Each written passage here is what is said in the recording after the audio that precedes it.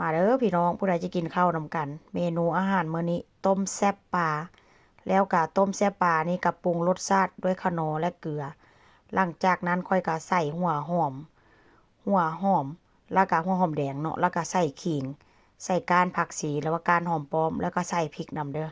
แล้วกินกับข้าวเจ้าข้าวสวยพี่น้องข้าวเจ้าค่อยก็หุงใส่หม้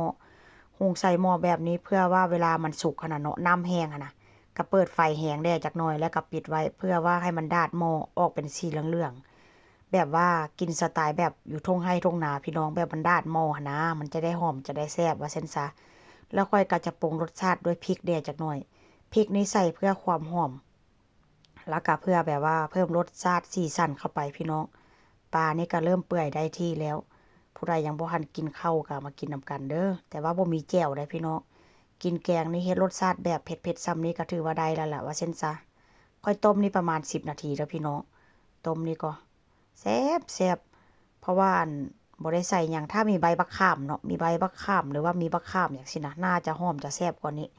แต่ว่ามื้อนี้ก็โรยหน้าด้วยหอมปลอมบ่ได้ใส่หยังหลายพี่น้องเพราะว่ามันบ่มีหอมบัวนี่หาซื้อยากได้ใบมันหั่นนะ ข้อยก็ว่าจิปลูกอยู่แต่ว่าบ่ฮู้ว่ามันสิขึ้นบ่ส่วนหลายข้อยปลูกหลายเทื่อแล้วมันบ่ขึ้นพี่น้องบ่ฮู้ว่าเป็นนำดินบ่หรือว่าเป็นนำสภาพอากาศบ่แต่ว่าข้อยก็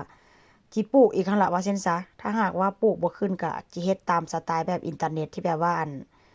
เขาเจ้าแบบว่าปลูกใส่ถังน้ำหั่นน่ะก็จะเฮ็ดสไตล์นั้นอันนี้ก็จะเป็นข้าวเจ้าเด้อพี่น้องข้าวเจ้านี่ก็สุกแล้วข้าวเจ้านี่ก็ได้กินร้อนๆสดน้ำแซ่บต้มแซ่บปลาร้อนๆแซ่บเข้ากันขนาด